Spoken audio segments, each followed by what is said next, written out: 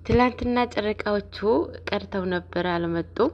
በየኮሚኒቲው በየቤቱ ማለት ነው ሀይሚና ብሩኬ ጠፉ። የት ሄዱ? በየሰው በኮሜንት ራሱ ማለት ነው። እና ሙሉውን ሀይሚና ብሩኬ ነውና የሰው ፍቅር የሰው መውደድ ይስጠን በእውነት። ሰላም ሰላም፣ ጤና ይስጥልኝ የሰኒ ቤተሰቦች፣ እንደምን አደራችሁ? እንደምን አረፈዳችሁ? እግዚአብሔር ይመስገን። ሰላማችሁ ይብዛልኝ። እንዴት ናችሁ? ሁሉ አማን፣ ሁሉ ሰላም። ስራ እንዴት ነው? ጾም እንዴት ይዟችኋል? እግዚአብሔር ይመስገን። ስራ በጣም አሪፍ ነው። ዘንድሮ ብርድ ነው፣ በጣም ብርድ ነው እና ስራው ምንም አይከብድም። እግዚአብሔር ይመስገን። እንዴት ናችሁ? ሁሉ ሰላም ነው ወይ? እግዚአብሔር ይመስገን። እና ማለት ነው ትላንትና ጨረቃዎቹ ቀርተው አልመጡም። ይህ ሁሉ ኦዲየንስን እያንጫጩት ነው እና ለምን እንደቀሩ አይደኖ። ያው የሰው ልጅ ሁሌ ይመቸዋል ማለት አይደለም። የሆነ ነገር ሳይመቻቸው ቀርተው ነው እንጂ ሌላ ነገር ገጥሟቸው አይደለም። ምንም አልሆኑም ማለት ነው።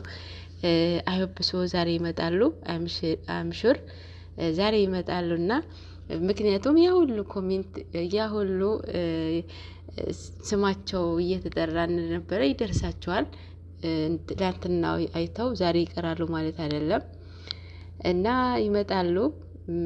የሰው ፍቅር ይስጠን በእውነት። እኔ በጣም ነው የሚገርሙኝ። ሚዲያውን በቃ በአንድ ቀን ማለት ነው በአንድ ቅር ነው ያቆሙት ቀርተው ማለት ነው። እና ይህን ያክል ነው ሰዎች ዘንድ ሪስፔክት ያገኙት ማለት ነው። በምንድን ነው ይህ ሁሉ ህዝብ የሚወዳቸው ቢባል እንደኔ አንደርስታንድ እንዳደረግኩት አንደኛ ሁለታቸውም ኃይለኛ ነገረኞች ናቸው አይደለ? ሁለታቸውም ማለት ነው ትዕቢተኞች ናቸው።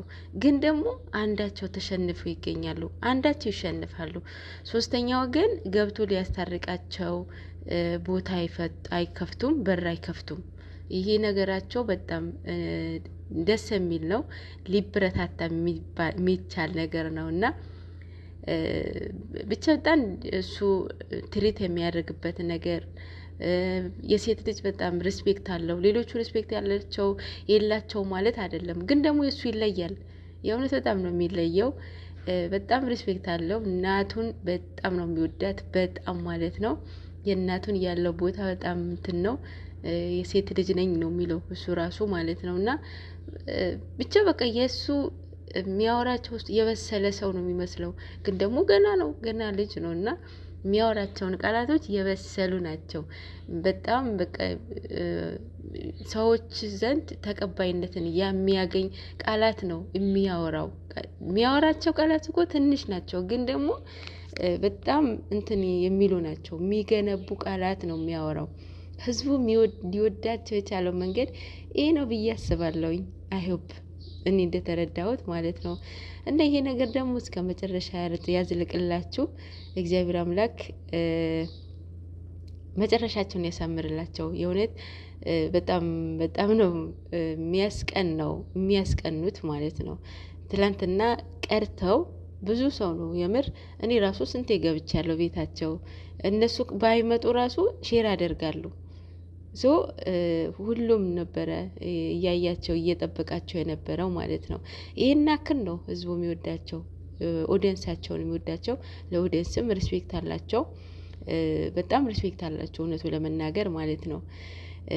ማለት እኛ የምንሰራውን ስራ እነሱ ምን አይነት ትምህርት ያገኙበታል፣ ያስከፋቸዋል ብለው የሚያስቡ ልጆች ናቸው።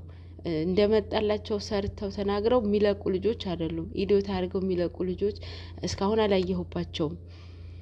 ፕራንክ ሲደራረጉም አይታቸዋል። እና በዚህ ነው አብዛኛው ኦዲየንስ ሊወዳቸው የቻለው። እናም ደግሞ ልጅነትም አለ እንዳየው በቀደም እንዳወራው እሱ ይመክሩናሉ፣ ትልልቅ ሰዎች ይመክሩናል እንዳለ ሁሉ ማለት ነው። እና ይሄ ነው። ሌላ ደግሞ ትንሱ ከአላዛር ጓደኛዬ ካልሆንክ ሞቼ ይገኛለሁ እያለች ነው።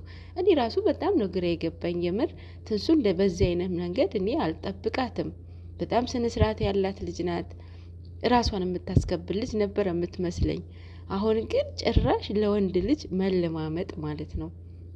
ምንም የማታውቀውን በግድ ጓደኛዬ በቃ እንዴ ወንድ ልጅ ሲከፋ ወንድ ነው እንጂ የሚያጽናናው። ከየት ሀገር አይታችሁ ነው ሄዳ? ወይ ዘመዱ አይደለሽ ወይ እህቱ አይደለሽ? ሄደሽ የምታጽናኘው? አንቺ ማንንሽና ነው እንዴ? አንደኛ ይሄ ልጅ ፕሮቴስታንት ነው አይደለ? ኦርቶዶክስ እኮ አይደለም። ሄለን ለምንድን ነው የተጣላችሁ? ለምን ተጣላች? ወይስ አንቺም ፍቅር ውስጥ አስገብተሽው እንደዛ መጥፎ ቃላት ተናግረሽ ልትሄጂ ነው? እረ ስነ ስርዓት ያዙ ልጅ ሴቶች፣ ስነ ስርዓት ያዙ። ልንገርሽ እህቴ፣ ፍቅር ከእምነት ይጀምራል። እውነቴ ነው ምልሽ። ከአንቺ የማይመሳሰል ፍቅር ውስጥ አትግቢ። ሊገባም ቦታ አትፍቀጅለት።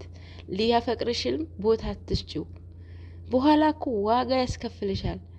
የእውነት ፍቅር ከእምነት ይጀምራል።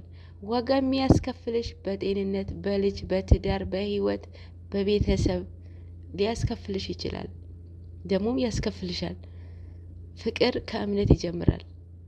ሶ አሁንም ይሄ ልጅ አትጉዱት፣ በቃ ተውት። እሱ የሚመስለው እሱ መያዝ አለበት፣ ማፍቀር አለበት።